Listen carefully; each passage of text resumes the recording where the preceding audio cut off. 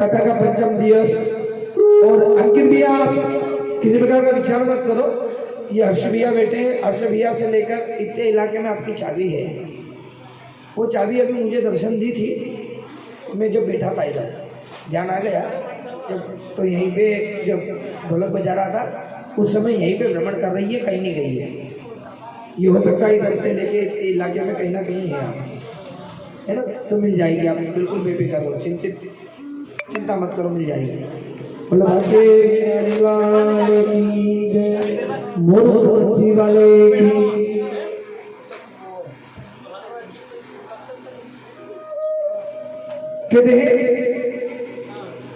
कल की कथा को थोड़ा सा हम बहुत फुर्ती में निकाली थी, आज हम उस कथा को थोड़ा सा विस्तार में करते हैं। कहते भगवान नारायण की कृपा जब तक नहीं होती जब तक अमृतता का पान नहीं होगा। कल भगवान की कथा में हमें बड़ा एक आत्मा में एक जिज्ञासा आपने गौर किया होगा कि जब कथा प्रारंभ हुई थी और जब तक कन्हैया जन्म नहीं आया तब तक कथा बहुत भारीपन से चल रही थी।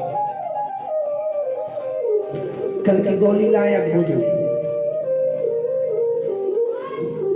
कल तो बिहारी जी को जैसा बोला वैसा उन्होंने करके बतला दिया। बात चल रही थी मुकुट की और उन्होंने बोला देख लोग मानेंगे नहीं तो मैं करके बता दूं। इतनी देर में उन्होंने मुकुट गिरा के बता दिया। पहली बात। दूसरे महाराज सुखदेव जी महाराज प्रातः काल 7 बजे घर छोड़ के चले गए। कितनी बजे? 7। शाम की 6 बजे कथा पूर्ण हुए उसके पहले सुखदेव जी महाराज स्वयं वापिस आ गए। नहीं तो उनकी उड़ान इतनी पहुंच अपनी नहीं है। वो चाहते तो इतनी फुर्ती में उड़ जाते कि ताकि क्या मालूम। कल दूसरी बात, तीसरी बात कहता हूं कि कल जब कृष्ण जी का जन्म हुआ उसके फिर इतनी गड़गड़ाहट हुई जितनी जमुना जी उस समय कर रही थी। कल आप लोगों ने गड़गड़ाहट की आवाज सुनी थी। बादल ऐसे फटके गिर रहे थे कल मानो कि अब तो ऐसी बाढ़ आएगी कि जिसकी हद नहीं। ये आज इसका मुख इसलिए चेंज करा मैंने, हवा आराम से सबको मिलती है।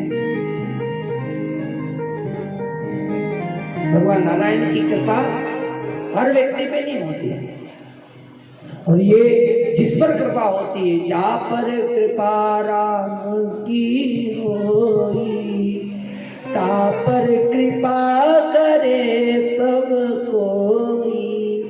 तो वही राम जी की कृपा थी। बरसात बहुत भयंकर गिरी।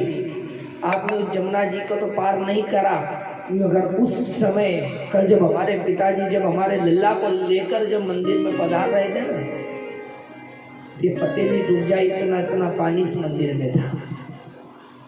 और जैसी जमुना जी पार करी थी उतनी ही जमुना जी यहाँ भरी हुई थी और उस जमुना जी को पार करके लल्ला आया था। उसके बाद में कल सबसे बड़ी बात, 3 दिन कथा में लाइट गई। 3 दिन मेरे को बिना माइक के थोड़ी थोड़ी देर बोलना पड़ा। और कल लल्ला की ऐसी कृपा कि लाइट तो छोड़ो, वो अखंड रात तक नहीं गई भी तो 8 बजे के बाद गई जब सारा काम निपट गया। इससे कुछ प्रतीत हुआ कि जब बिहारी जी आते हैं ना तो जितना रुका हुआ काम है सारा पूरा करते हुए आते हैं और जब बिहारी जी की इच्छा होती है वही काम इस जगह पे होता है। प्रेम से बोलो राधे राधे। राधा नाम मिलना, राधा संकीर्तन मिलना बड़ी भाग्य की बात है। तो क्यों ना हम भगवान कृष्ण के जन्म की कथा को श्रवण करते हुए भगवान की जय जयकार करें कि जयति कृष्ण राम काम पद भूमि भार। कन्हैया आपकी कथा में कभी अभिराम नहीं लगता, कभी पूर्ण विराम नहीं लगता, कभी आपकी कथा कभी भी पूरी नहीं होती, क्योंकि आपकी कथा इतनी विशाल है कि ये मंद बुद्धि पूरा जीवन या करोड़ों जन्म लेकर भी आ जाए तो भी आपकी कथा का कोई पार नहीं पा सकता है। अभिराम अहंकार मद मोह युद्ध कब जल दिन कर। कि भगवान पहला तो अहंकार हल्ले हमारा, मद हल्ले, मोह हल्ले, फिर हमारा जो काम है ना उसको दिन दुगना और 4 चौगुना करते हैं। जब हमारा जो मन की इच्छा है ना उसको दिन दुगना और 4 चौगुना करते हैं। कि अभिनव लीला धाम विश्व माया मंडलपति सकल राज प्रियम प्राण विगत अभिमान मान मती। ये मत सोचो कि मैं करता हूँ, ये सोचो कि करने वाला भी भगवान और कराने वाला भी भगवान। ये जब कथा बिठाई ना तो ये सोच के बिठाई कि करने वाला भी भगवान और करवाने वाला भी भगवान।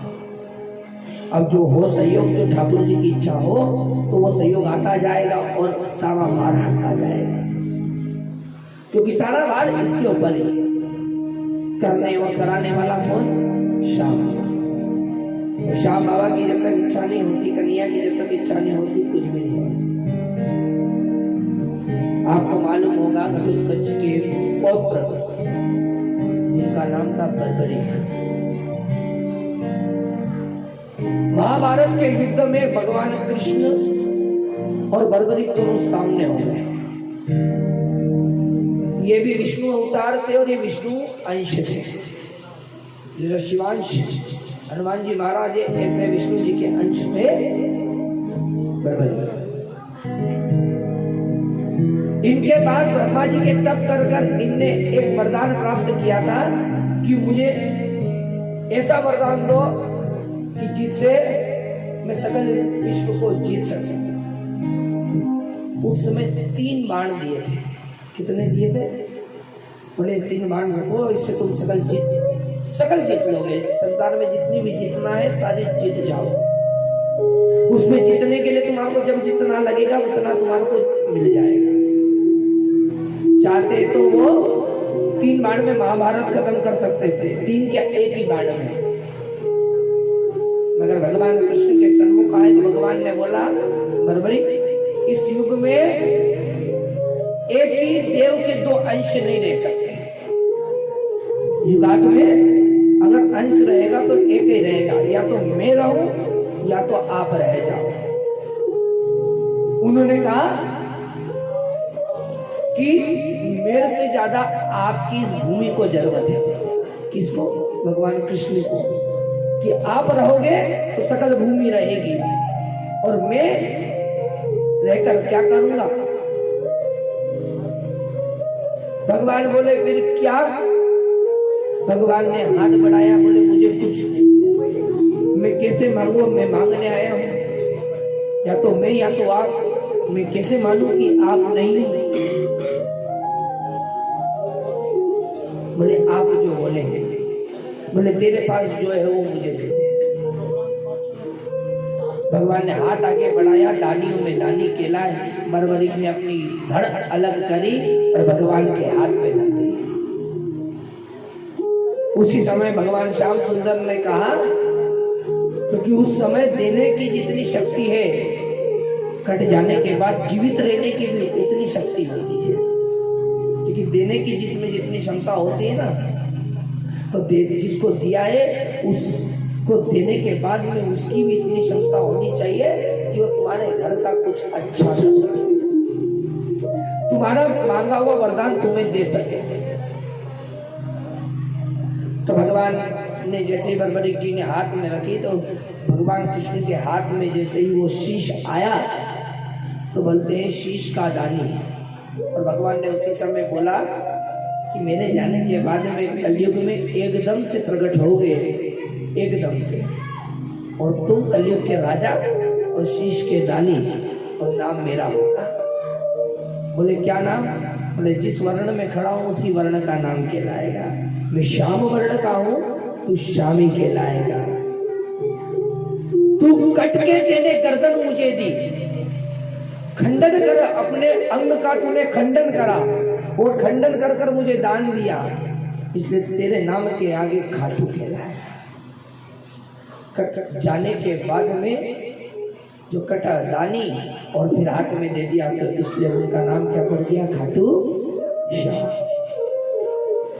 अभी देखना, आज से अगर 20 साल पहले चले जाओगे ना, तो मैं जानता हूं, जहां तक मेरी सोच है, इस विश्व में सिर्फ 10% व्यक्ति जानते थे कि खाटू श्याम है, 10%।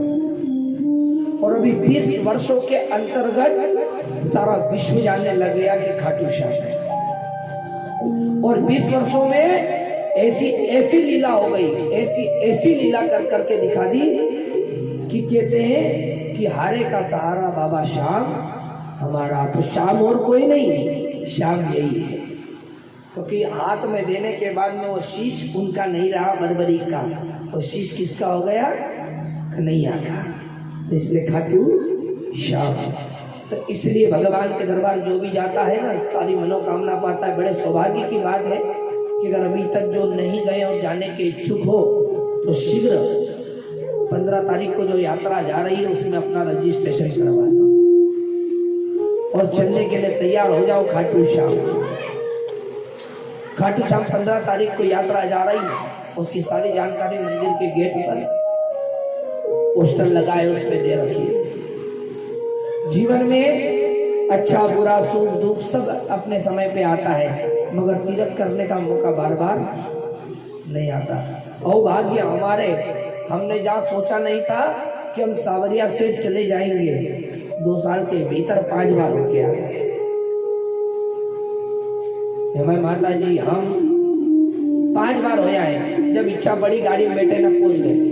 2 बार तो यात्रा में गए, ये 3 बार तो पीछे बैठी है वर्मा दादी, 3 बार तो यही हो रहा है।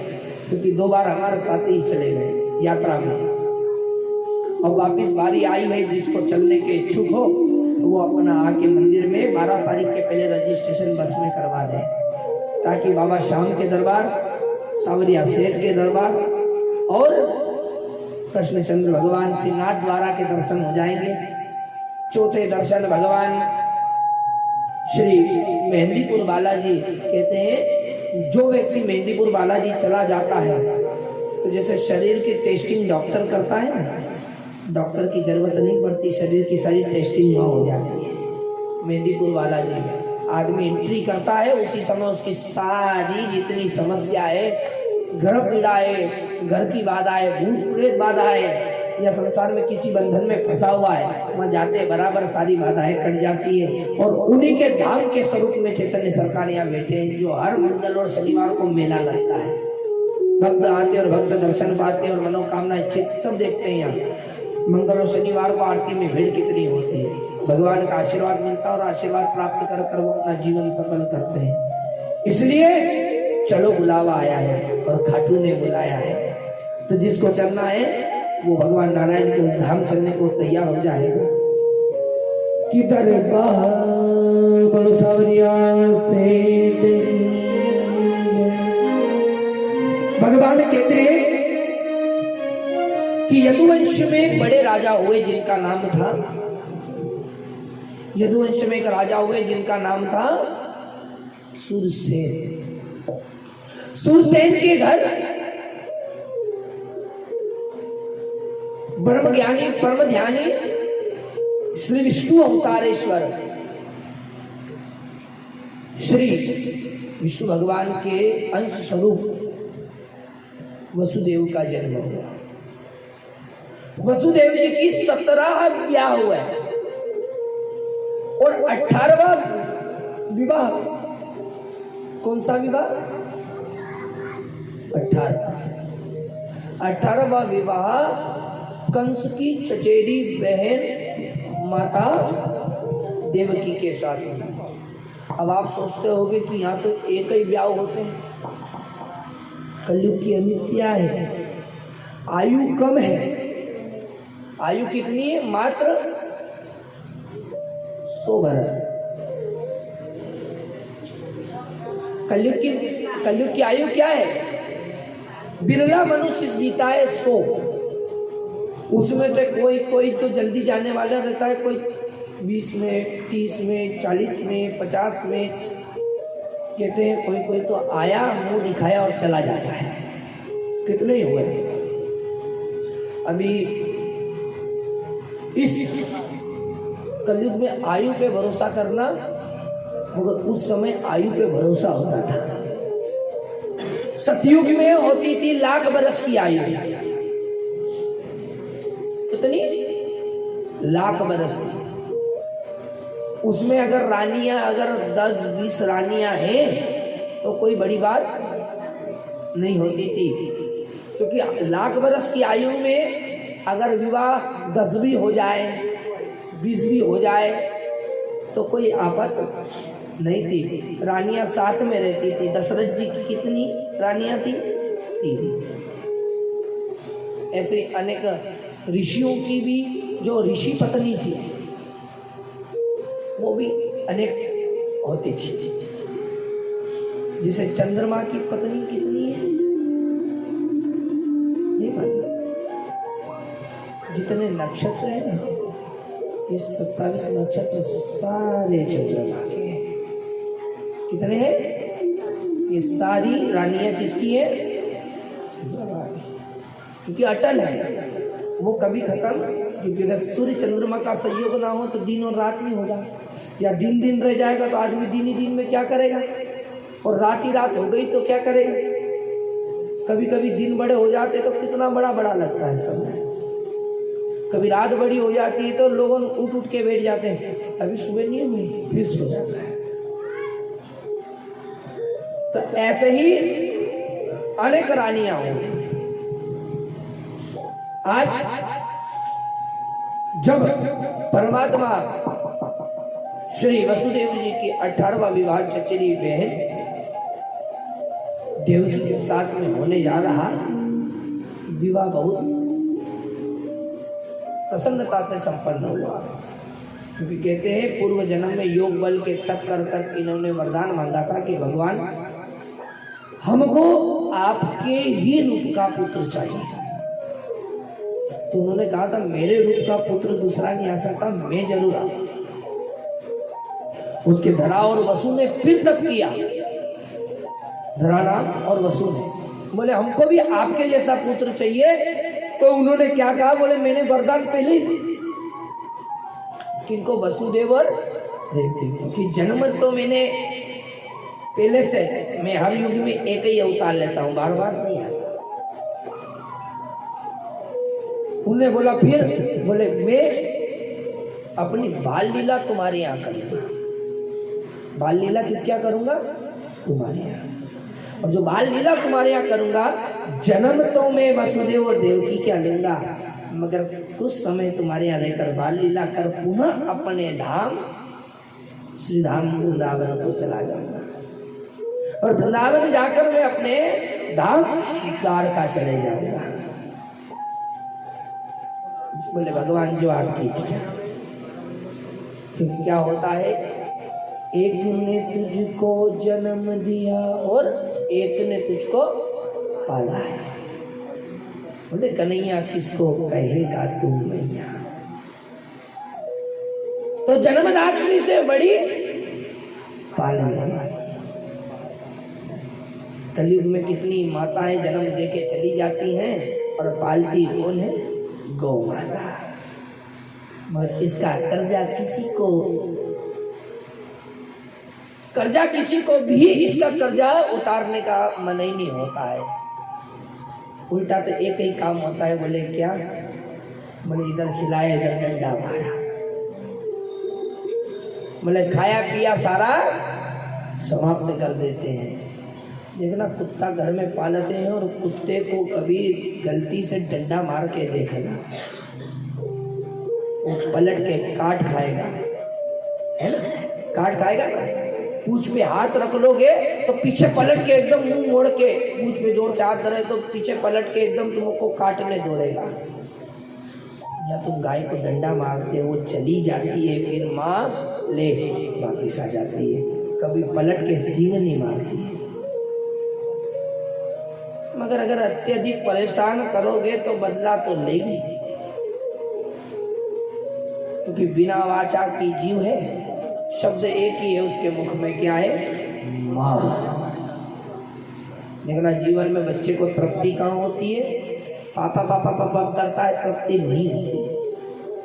दादा दादा दादा करता है, तृप्ति नहीं होती। दादी दादी करता है, तृप्ति नहीं होती। अंकल अंकल आंटी आंटी, और आजकल तो देखो ना अंकल और आंटी चल गया है। पहले चलता था काका साहब काकी साहब, और अब आज भी अब नामों का अगर तृप्ति मिलेगी तो सिर्फ किसके पास मिलेगी? माँ के पास। कभी देखना थक जाओ ना, कभी अपनी थकान दूर करना हो तो कहीं भी मत जाओ, बिस्तर के अंदर मत जाओ, आके गौ माता के सामने प्यार करने लग जाओ। सारी थकान कब चली जाती है वो मालूम नहीं पड़ती। जब विवाह संपन्न हुआ और विवाह संपन्न होकर कंस कौन है? उग्रसेन जी का पुत्र। अब आप बोलोगे ये तो उग्रसेन जी का पुत्र है। बोले उग्रसेन का पुत्र हो ही नहीं सकता। क्यों दादा? उग्रसेन का पुत्र हो ही नहीं सकता क्योंकि उग्रसेन तो धर्मात्मा थे और धर्मात्मा के राक्षस पैदा हो जाए, ऐसा तो कभी हो ही नहीं सकता। क्योंकि जो माता जो पिता उसके गुण उसके पुत्र में आते हैं। जैसी माता जैसे पिता संतान उसकी होती है। यहाँ कहते हैं उस समय मैं रावण था।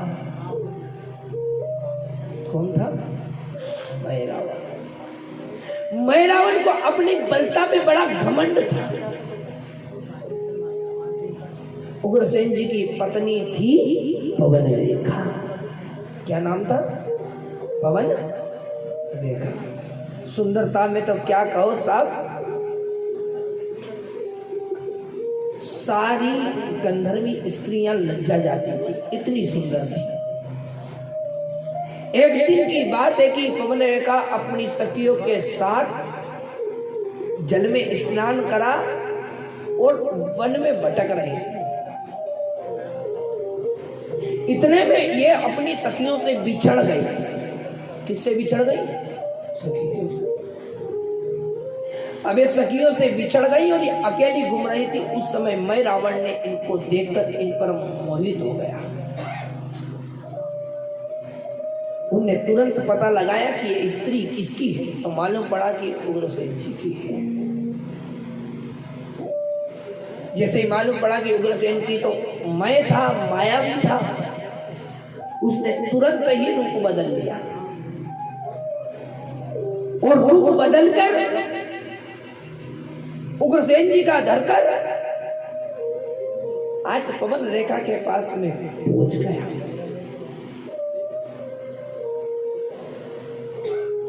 ये जैसे ही पहुंचा, इसने वासना के मद में होकर पवन रेखा को बड़ा बोला। पवन रेखा ने बोला कि दिन में है और दिन में देवादि तीर्थों में श्राद्ध पक्षों में, दिन में देवादि तीर्थों में श्राद्ध पक्षों में स्त्री गमन नहीं करना चाहिए और मध्य पहर में तो कदापि नहीं, दिन में तो कभी भी नहीं। वो मैं मानने वाला कहा था क्योंकि वो तो उग्रसेन थे ही नहीं। उसने हाथ पकड़कर माना नहीं और उनके साथ वासना की। वासना होने के बाद में अपने सत्य रूप में आकर उसने जैसे ही देखा तो पवन रेखा जोर जोर के रोने लगी और कहने लगी, तूने मेरा सतीत्व खत्म कर दिया, तूने मेरी आत्मा को बहुत ठेस पहुंचाई है। तो बोलता, रानी रो मत, मेरा तनिक भी अगर पुण्य कुछ रह गया होगा तो वो तेरी गर्भ में रह गया है। एक महाविशाल एक बलवान पुत्र को जन्म देगी। कुछ समय बाद वो तुझे और तेरे पति को बंदी बना देगा।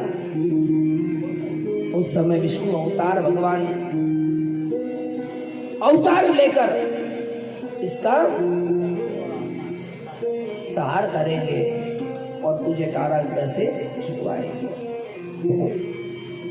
पवन रेखा बड़ी विचलित होती हुई, बाल बाल बिखरे हुए, कपड़े बिखरे हुए, अगर संसार को कह दे कि ये हुआ है तो संसार में बदनामी हो जाएगी। अब करे तो क्या करे? ये भक्ति भक्ति रोती हुई विलापती हुई अपनी सखियों के पास, आज सखी सखियों ने सोचा क्या हो गया, आप इतने विचार में क्यों है, आपकी इस दुर्दशा कैसे हुई। उन्होंने कहा कि कुछ नहीं, जंगल में एक वानर मिल गया था, उस वानर ने मुझे सब तहस नहस कर दिया, मेरा शिकार बिगाड़ दिया। अगर कह देती तो सखिया भी उसकी बदनामी करती थी, क्योंकि स्त्री घर को ताड़ भी सकती है तो स्त्री घर उजाड़ भी सकती है। पहले भी बतलाया कि स्त्री दो कार्यों में, अच्छी स्त्री होगी तो घर को स्वर्ग बना देगी और बुरी होगी तो घर को नरक। आदमी चाहे कैसा हो, बुरा हो चाहे भला हो, अच्छा हो चाहे भला, आदमी से कोई फर्क नहीं पड़ता जीवन में, याद रखना। बोले क्यों? बोले आदमी अच्छा होगा और स्त्री बुरी होगी तो भी घर नरक कर देगी, और आदमी बुरा हो और स्त्री अच्छी हो तो भी स्वर्ग कर देगी। तो आज स्त्री ने लाज रखी, नौका रूपी जो गृहस्थी होती है उसको सिर्फ स्त्री चलाती है। प्रेम से बोलो राधे राधे। आज पवन रेखा घर पहुंची, घर जाकर अपनी गतिशानी में जब कुछ समय बाद उनके गर्भ से कंस पैदा हो गया। अब पैदा हुआ वो तो ठीक था, उसने पैदा होते बराबर उन्माद दिखाना चालू कर दी, अंगूठे की ऐसी ठोकर मारी कि जिस दाई ने इसका जन्म किया था वो दाई को होते बराबर इसने मार दिया।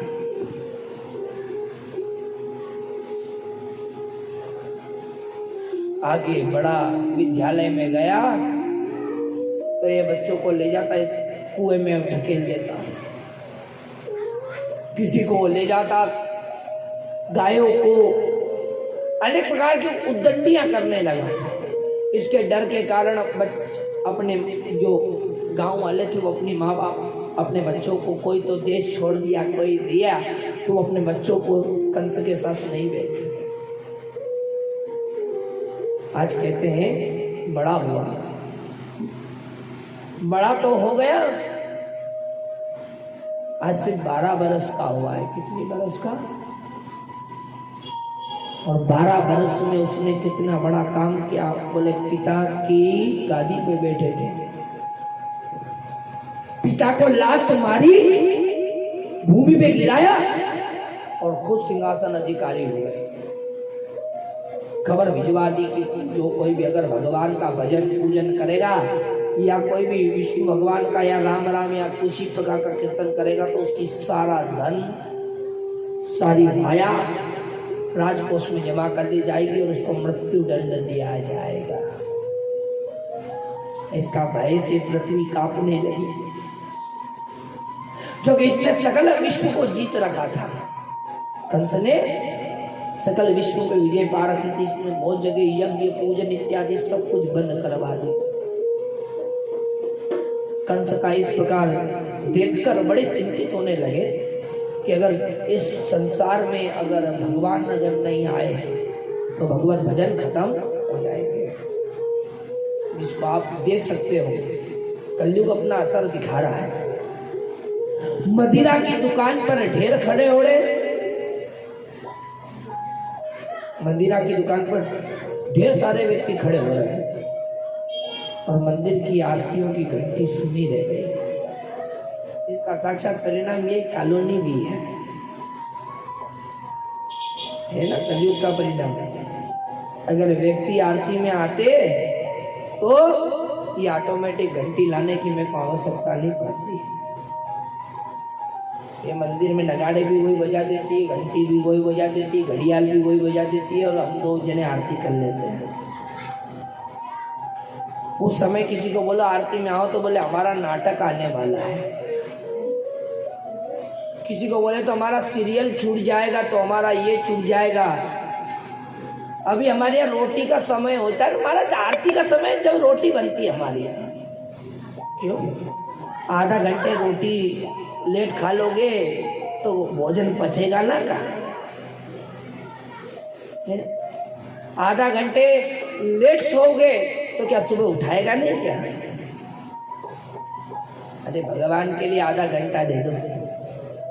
हो सकता है कहीं ना कहीं वो तुम उसके लिए समय दो और कभी ना कभी वो तुम्हारे लिए समय दे देगा। तो तुम्हारा समय तो कोई कीमती नहीं है, मगर उसका समय बहुत कीमती है। और जिस दिन उसने समय दे दिया, समझ लेना तुम्हारे जीवन का सारा समय सफल हो गया और उस दिन तुम्हारे लिए ठाकुर जी सामने आए।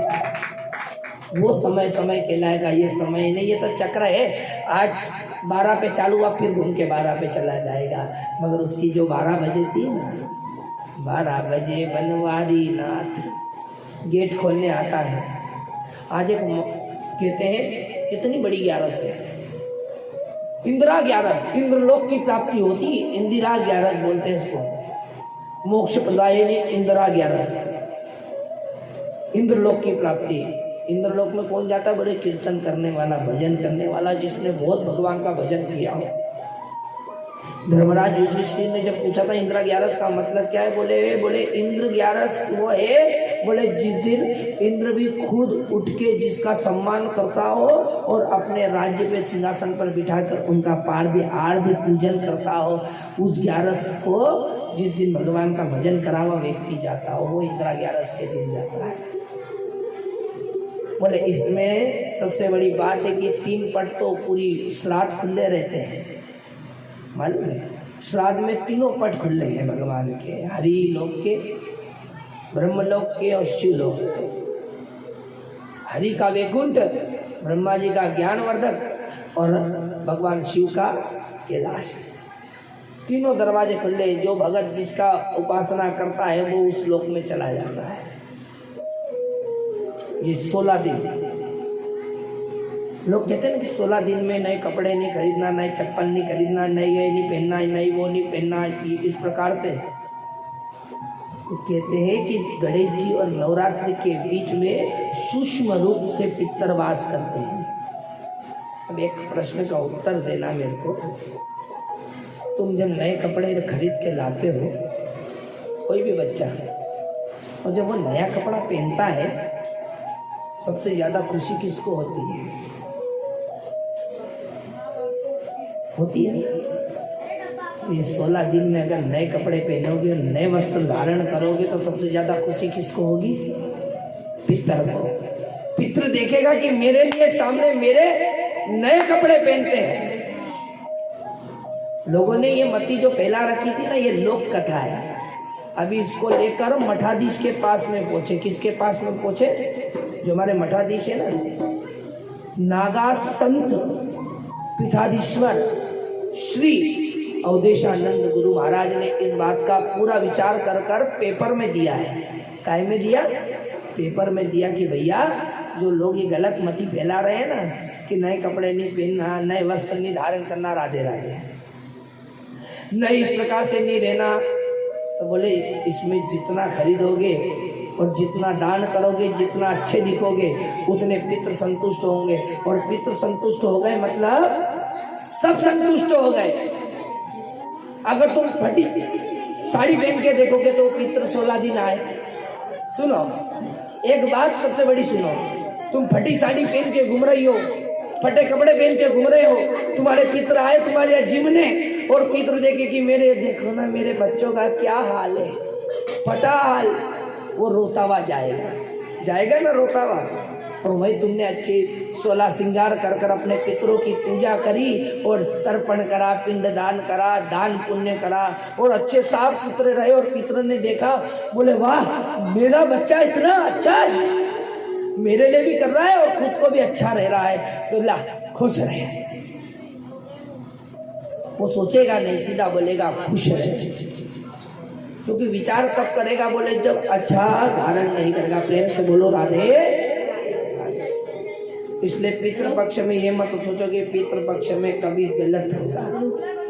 पितृ बेटा माइक में बोलने वाले माइक बंद तो वो कर देंगे, उनको मालूम है। तुम जरा सा उधर से सरक जाओ, बाल गोपाल हो तुम, धोती वोती पेन पुना के तैयार हो। अभी गोवर्धन उठाएंगे जब तुमको आना पड़ेगा, जाओ। अभी मटकी भी बोड़ेंगे, सब मिल जाएगी। चाबी की चिंता छोड़ दो, तेरे को बड़ी चिंता वाली गाड़ी में घूमना है क्या? तू बैठ जा। मिल जाएगी, सब मिल जाएगी। प्रेम से बोलो राधे राधे।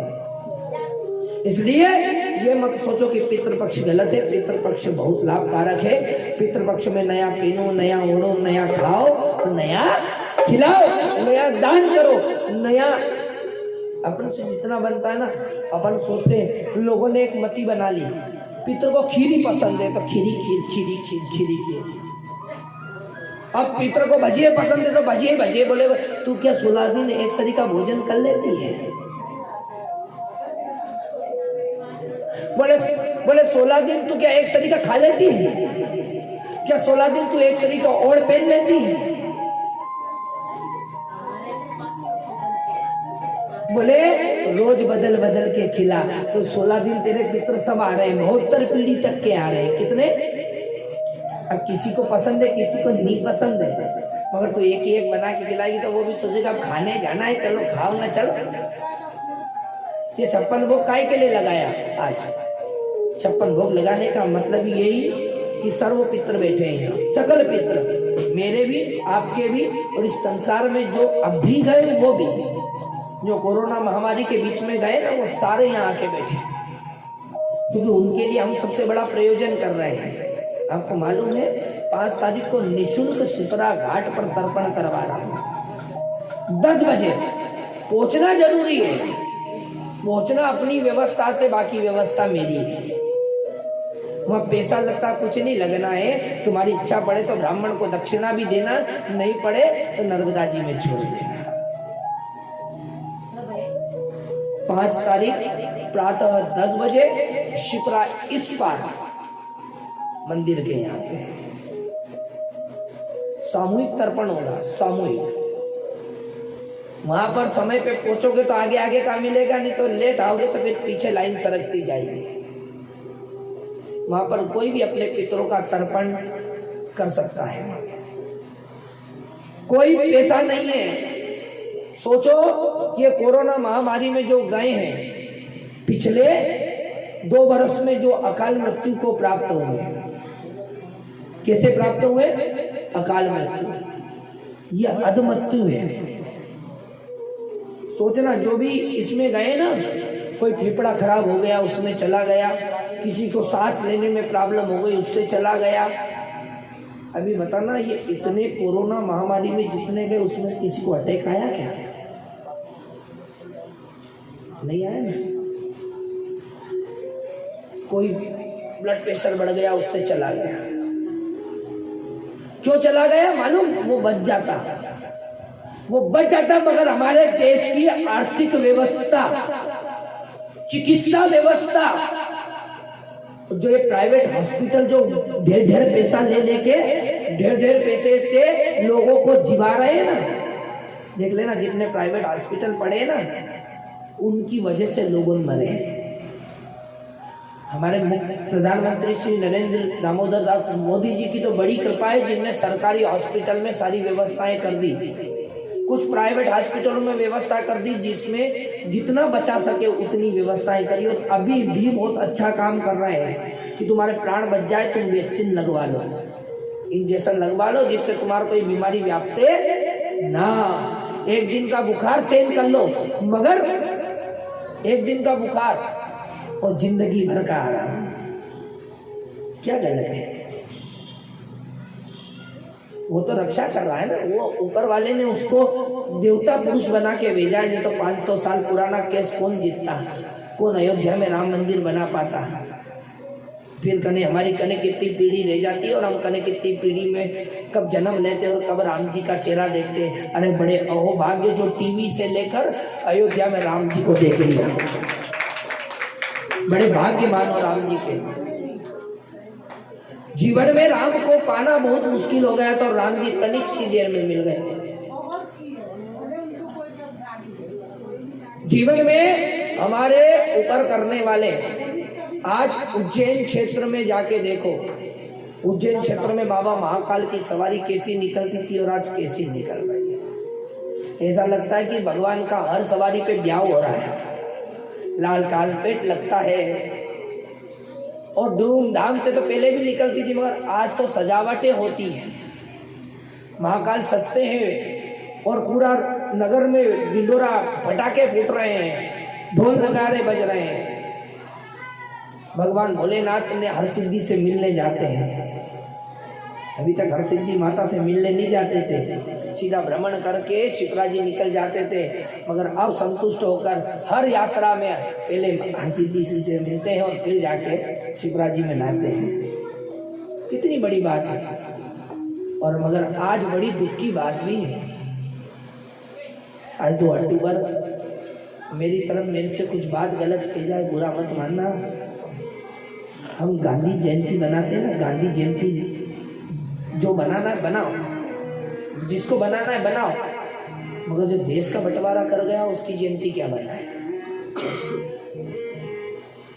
बनाना है तो पंडित दीनदयाल उपाध्याय शास्त्री जी का आज जन्मदिन है, उनका जन्मदिन बनाओ, जिन्होंने देश में ज्ञान वर्धन बात सिखाई,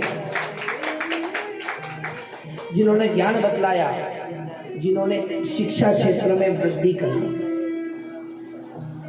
आज हम अगर कुछ कर पा रहे हैं ना तो उन शहीदों के कारण कर पा रहे हैं। चंद्रशेखर आजाद, भगत सिंह जी,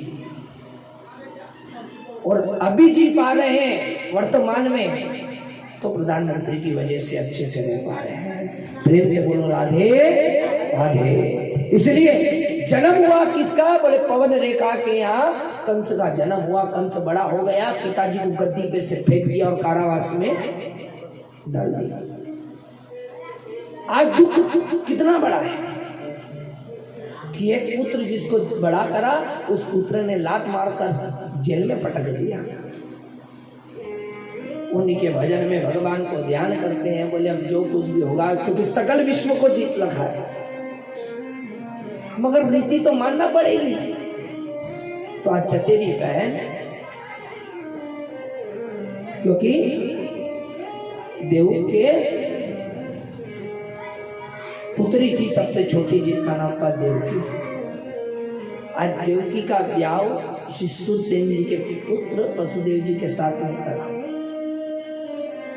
कृष्ण जी के दादाजी का नाम क्या है बताओ? किसको मालूम? कृष्ण जी के दादाजी का नाम क्या है? नहीं मालूम? नहीं मालूम? फिर कथा क्या सुन रहा है?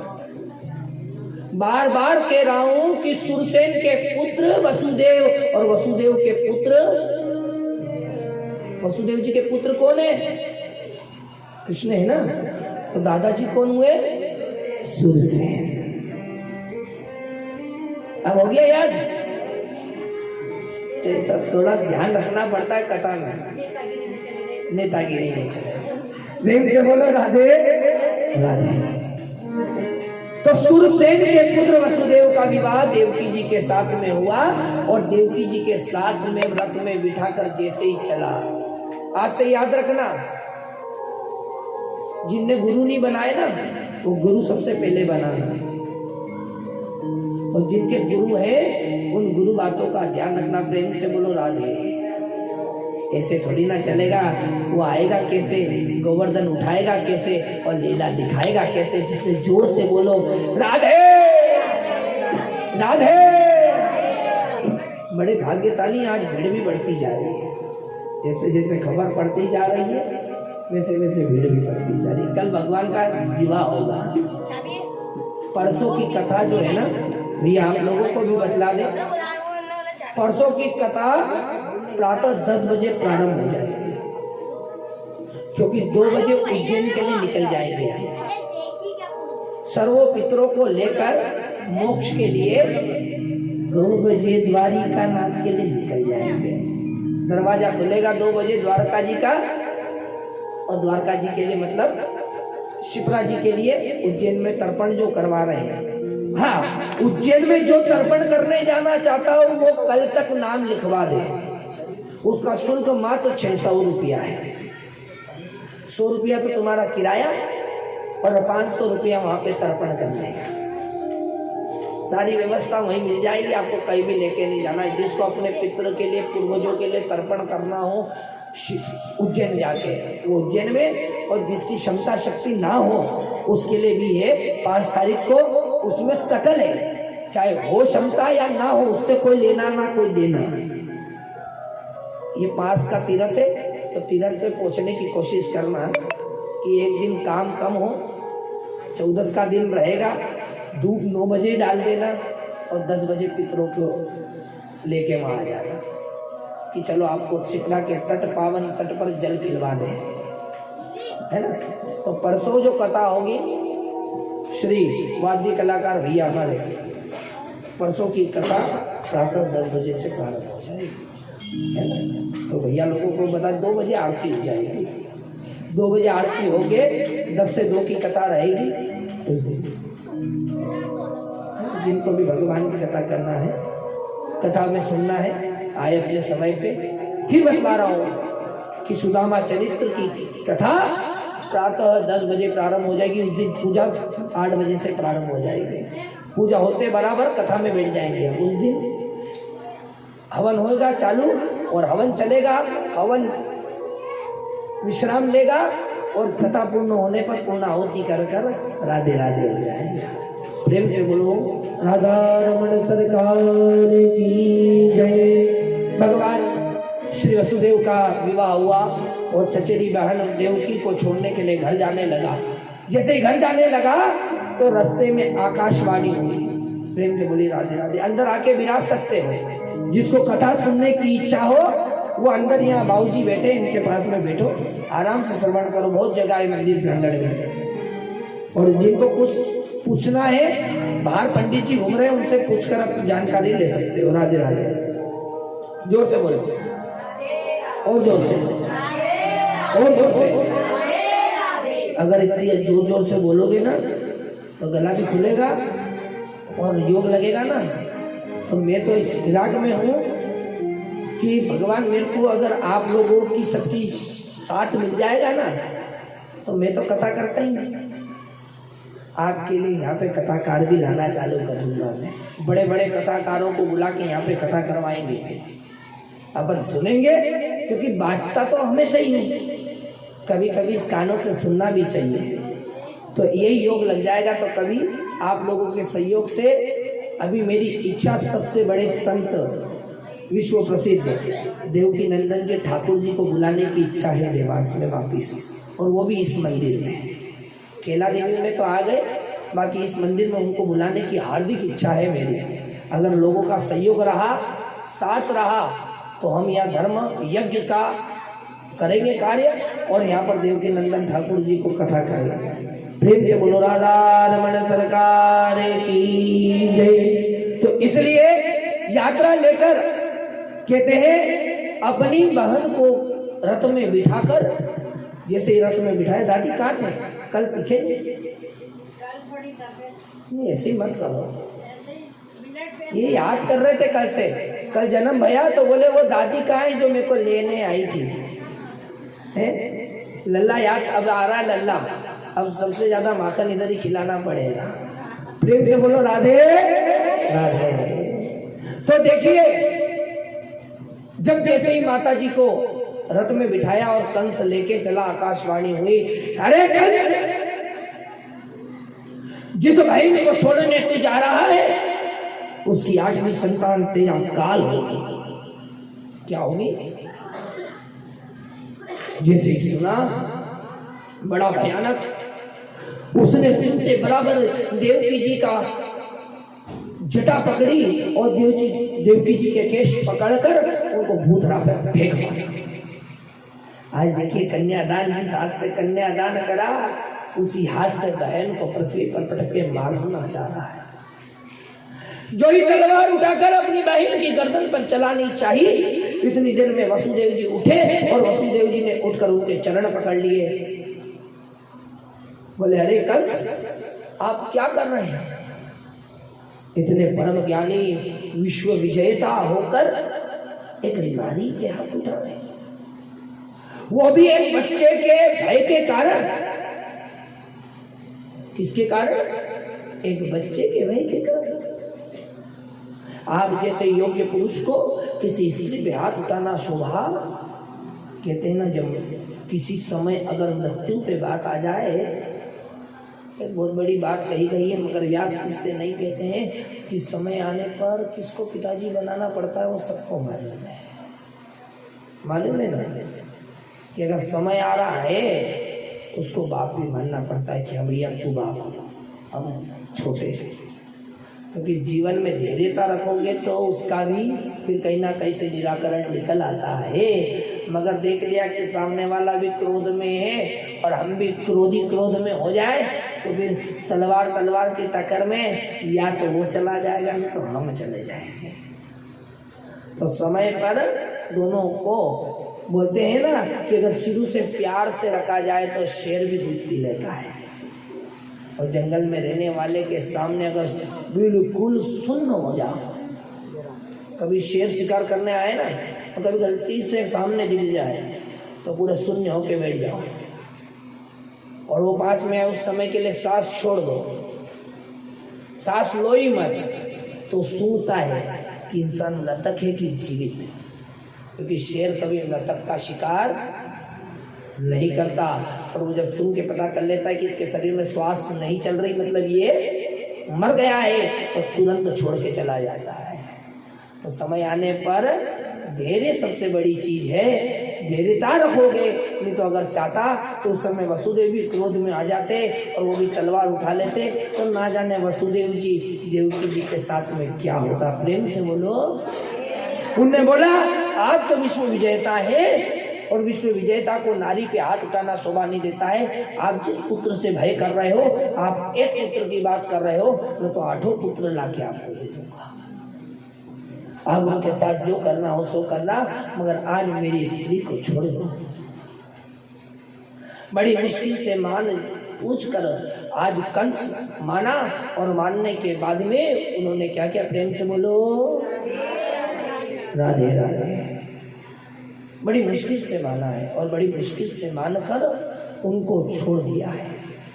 आज वसुदेव जी अपने घर आए, उस समय बंधन में नहीं डाला था, उस समय तो अपने घर पहुंच गए थे। लोग कहते हैं कि उसी समय जेल में डाल दिया था, बोले उसी समय जेल में नहीं डाला था, बोले उस समय छोड़कर वो अपने घर चले गए।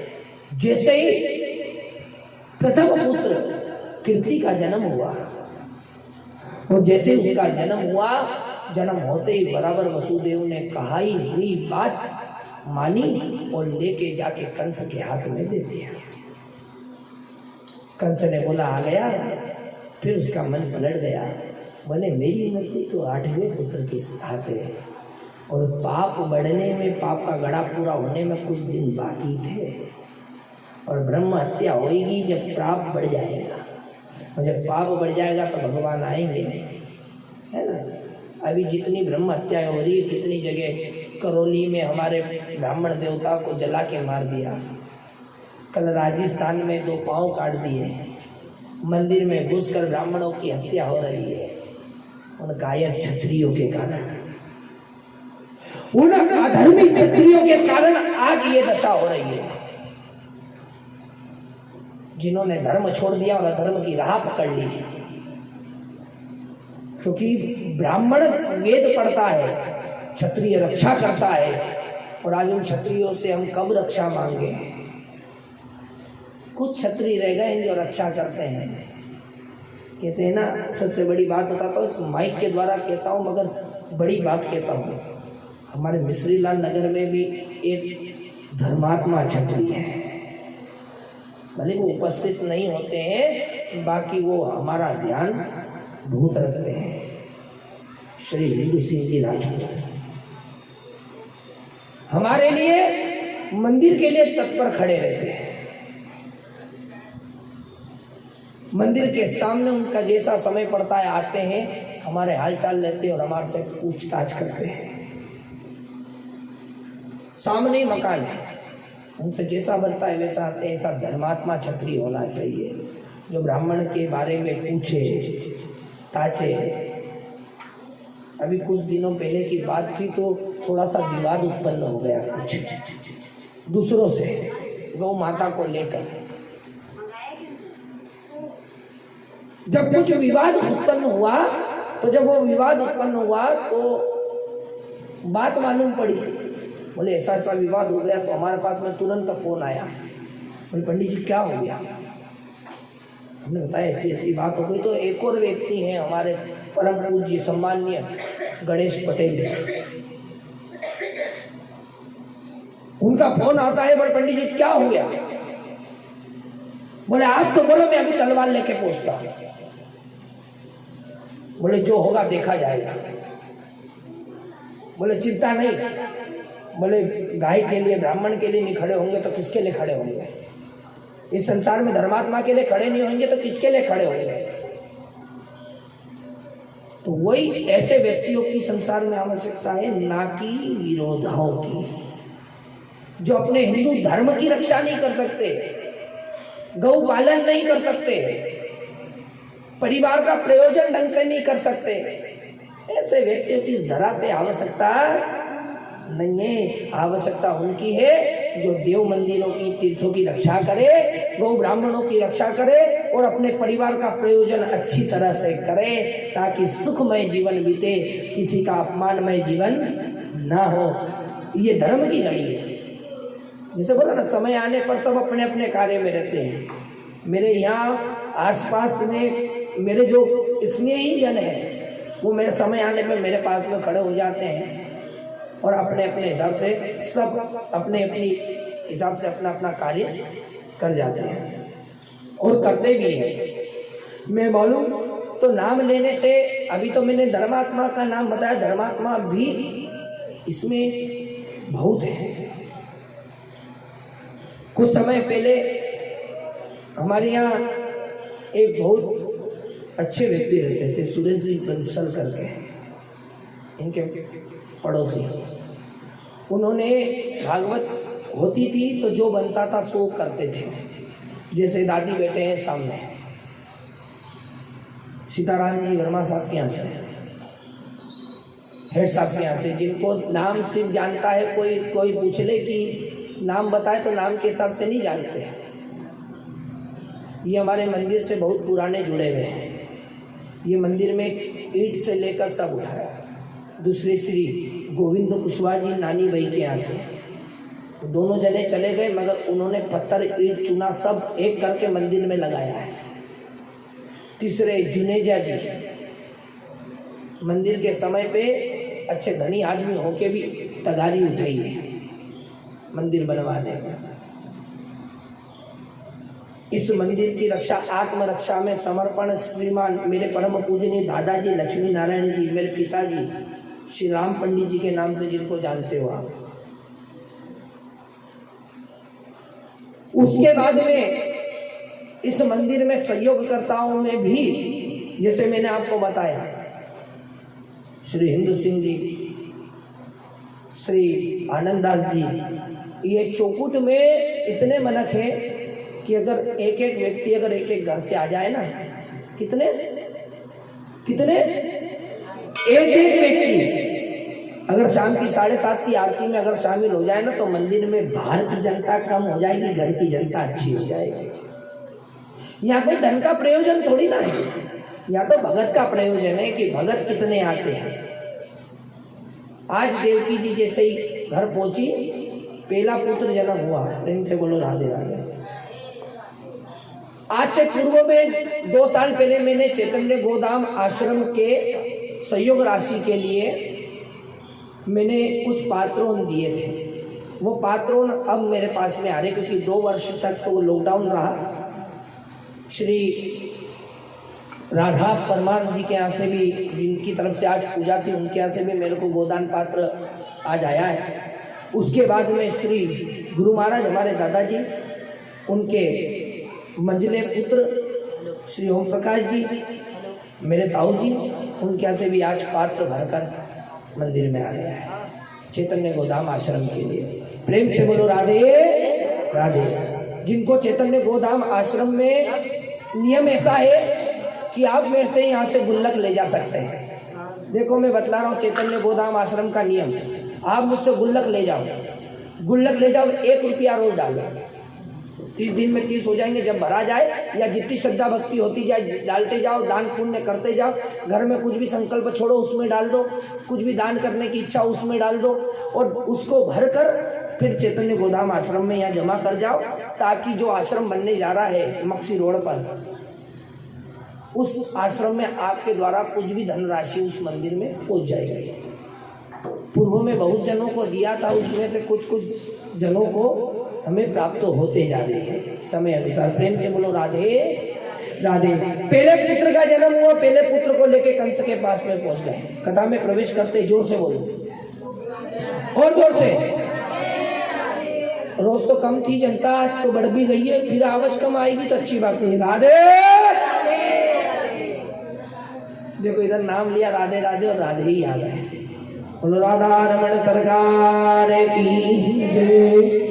पहले पुत्र का जन्म हुआ और पहले पुत्र को लेकर कंस के पास में पहुंच गए। जैसे ही कंस के पास में पहुंचे, कंस के पास में जाते ही बराबर कंस ने विचार किया कि इस पुत्र से तो मेरी कोई दुश्मनी नहीं, इस पुत्र से मेरी कोई दुश्मनी, तुम इसको ले जाओ। बस इतना कहना हुआ और पाप का घड़ा भरने में थोड़ा ही बाकी था। बोले अगर ये थोड़ा भी धर्मात्मा बन जाएगा तो इसका घड़ा और कम हो जाएगा, क्योंकि कहते ना जरा सा धर्म अगर किसी ने कर दिया तो सारे जीवन के पाप खत्म। क्योंकि धर्म में जितनी ताकत है उतनी पाप में, दान में जितनी ताकत है उतनी हड़पने में। देखो चोर के घर में से चोरी करना चोर नहीं कहलाता, मैंने भी बतलाया। अजामिल नाम का ब्राह्मण आया था कल, तो अजामिल कैसा था, बड़ा दुष्ट था। उसके घर पर चोरी करी तो उसकी पत्नी सुशीला ने तो चोर नहीं कहलाई, क्योंकि उसने धर्म कर दिया। क्या कर दिया?